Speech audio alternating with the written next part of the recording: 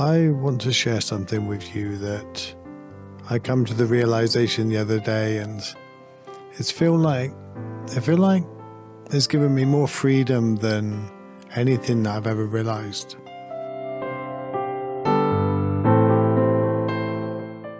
And it's made me feel more whole than I've ever realized. And one of the things that I talk about becoming whole is including feelings, including as much as you possibly can in your life.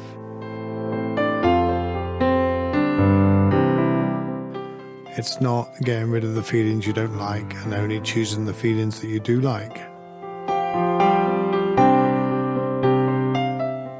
I never realized I had this feeling. I never realized I had this emotion. And I never realized how much this one particular emotion controls me completely. And it has done for nearly 30 years. And for someone to point out this to me, although they didn't point to it precisely, but what they pointed to enabled me to find it myself and see it. And I was in a conversation with an ex, and they said, "Do you mind if I say this to you, an observation that I've noticed with you?" And they said to me, "I think you're quite bitter about your accident." And although I don't recognize the word bitter, I really don't, it annoyed me. And when something annoys me, when something really grinds you, when someone says something and you're bothered by it, they're onto something. And you may not like it, but they're onto something. And I sat there and I thought about it, and I let them talk and I listened. And before I tell you about this emotion that I've realized now that quite possibly has controlled most of my life and held me back from having any kind of freedom, and it explains so much in my life, so many of my decisions, so many of my fears, and I had no idea it even existed. Over the past few weeks, one thing I've always found difficult in my life is to ask for help. I just did not know how to ask for help, or I knew how to ask. I didn't like doing it. I wanted to be independent. You know, I'm paralyzed just below the neck. My arms have limited movement and my hands are completely paralyzed. I broke my neck when I was 18, for the people that are not regular listeners to my podcast or my YouTube videos. I dived into a swimming pool and I was instantly severely paralyzed. I have 24-hour care. I have all kinds of things that I have to have done for me. I've had my food cut up. I have the gift that I can eat it myself. Not that I need someone to eat it for me, but I can put it on a fork and put it in my mouth, so that's quite a gift. And I need to be showered, and I cannot go toilet in private. So everything, nearly 90% of my life, I have to ask someone for help with. And I don't like doing it. I really don't like doing it.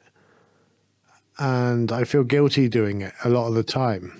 I feel guilty at reaching out and asking. And the guilt was quite easy to see. You know, I kind of seen that for a long time.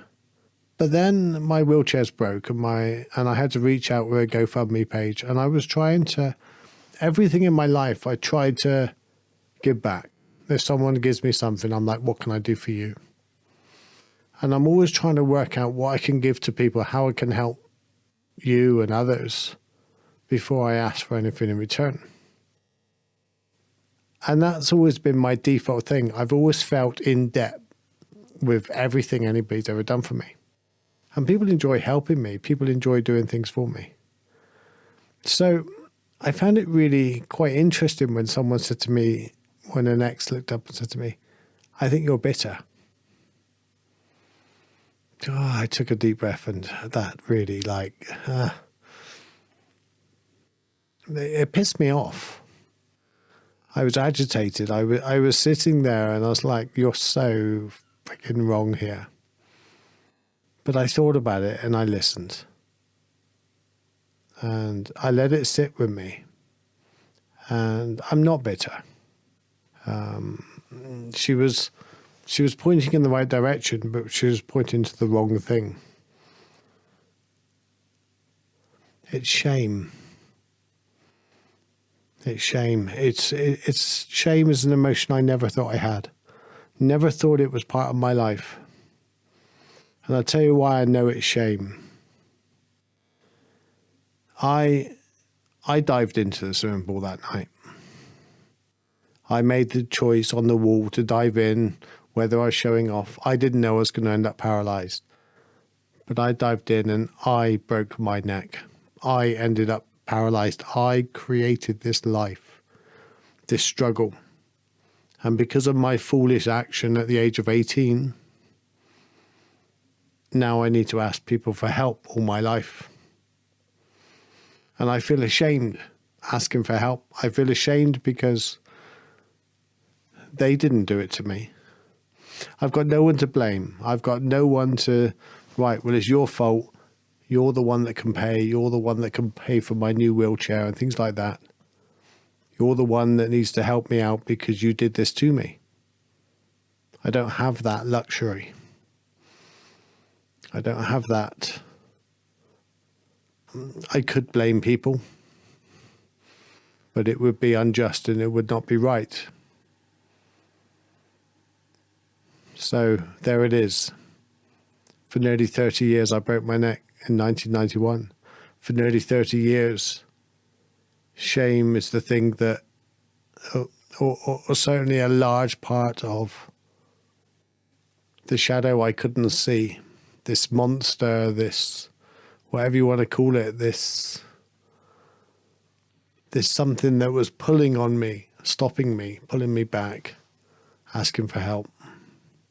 And people come to me and they say, well, you're courageous, you're amazing, you do so well, you're such an inspiration. And in the back of my mind, although I'd never thought about it in this way, in the back of my mind, I thought, well, if I chose that night to dive in, then perhaps you're right. But I didn't know I was going to have the challenge of my life the moment I dived into that pool. I didn't know I was going to paralyze myself. I didn't know it was dangerous. I did it many times. I did it the night before. It was the deep end. There was nothing extraordinary that night that made me think that I was going to change my life in a moment forever. That night I had, the moment I hit the bottom of the pool, I was in the biggest fight of my life. And every single day that's affected me, I would never walk. The interesting thing is, well, you may find it interesting, I don't know, but when you damage your spinal cord, you either damage it completely or incomplete. And incomplete means some information may still get through. I damaged my spinal cord complete. The bone went through the spinal cord. C5. And that's it. My brain's never going to communicate my body again. And because of that, I have to rely on people's help. And I want to be independent. I want to do everything myself. And I'm stubborn. I'm stubborn as hell. And now I realize where that stubbornness comes from. It doesn't come from grit and persistence and some kind of heroic courage. It comes from a place of shame. And shame because I was the one that broke my neck and I'm the one that has to rely on other people. So other people have to help me in life.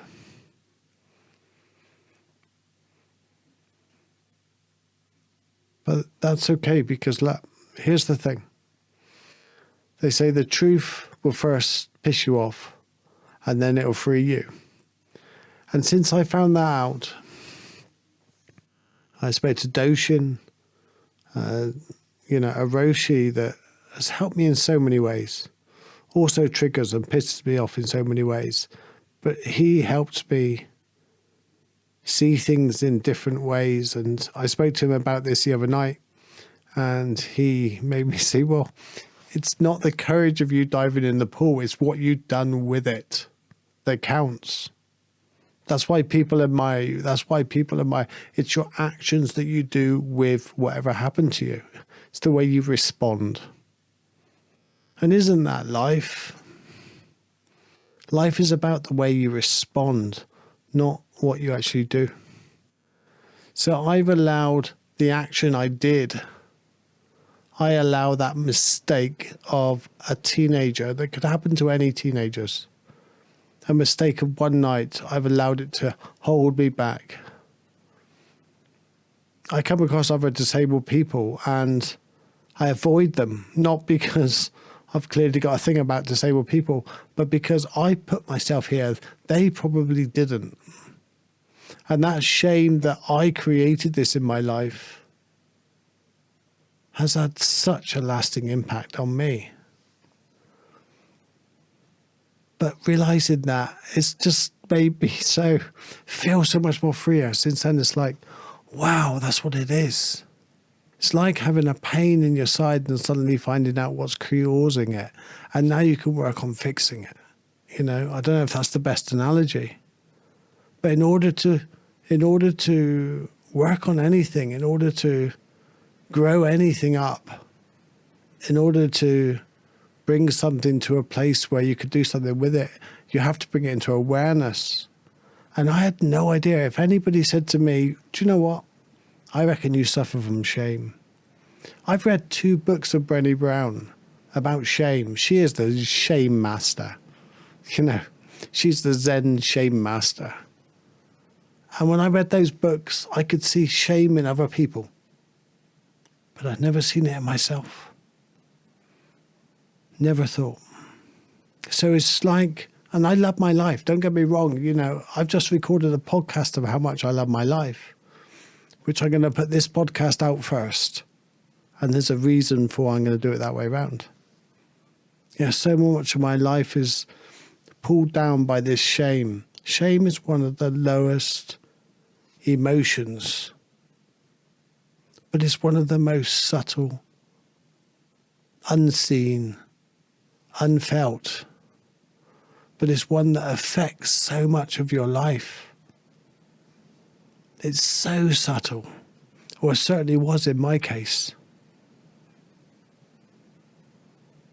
It almost disguised itself as guilt.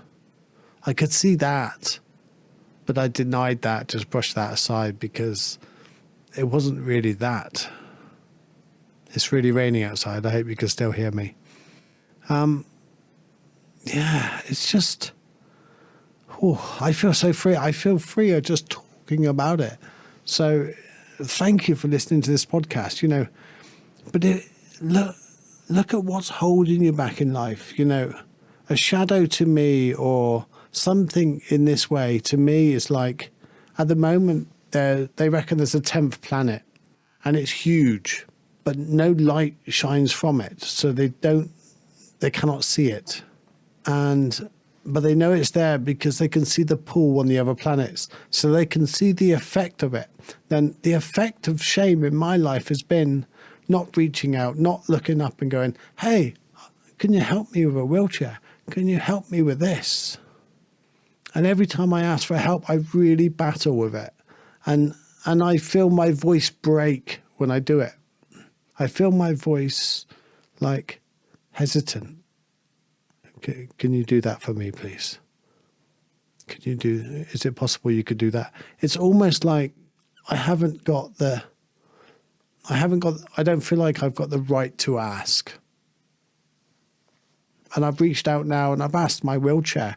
And so many of you have donated £6,500 right now. I've got £900 myself. I've got 3,000 left to go. And the feeling is just amazing for people to reach out and help me. It's happened a couple of times before where a group reached out to me and helped me with an air conditioner. And other people individually have helped out and said, hey, is there anything I can do to help you? And I've been like, no. And even when I asked for the money for this wheelchair, this custom built wheelchair that's going to just bring back my independence, that's just so incredibly amazing. But even when I asked for that, I almost want to give the money back. There was a couple that put £1,000 in the first couple of days, and I was like, wow, can I just give you the money back? I wasn't sure I could live with the guilt of having it. And I now know it wasn't guilt. It was the shame that I created by accident.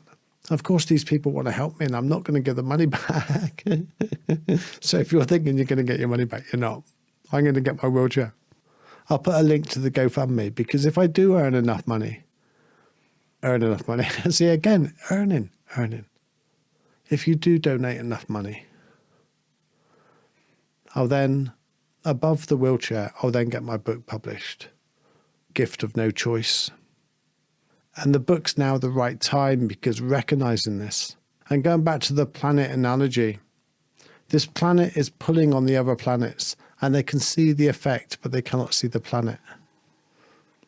Here's the thing. We've got to shine a light on our emotions, not to exclude them, not to push them away. Shine a light on them. See them. Expose them for what they are. And then they'll free us. Because this has freed me. Just recognizing that it's shame that has been holding me back. If this podcast does resonate with you, please share it with your friends. And really, I want to leave you with one thought. Just ask somebody else what they think is holding you back. Ask them for an honest review of how they see you. And shut up and listen. Because what they might have to say might just free you. It really might just free you. I'm Steven Webb, and this is Stillness in the Storms. And hit the subscribe if you're watching on YouTube. And leave a review. Or head over to stephenwebb.com. Become a patron. That would be amazing and incredible and awesome. Love you guys. Take care.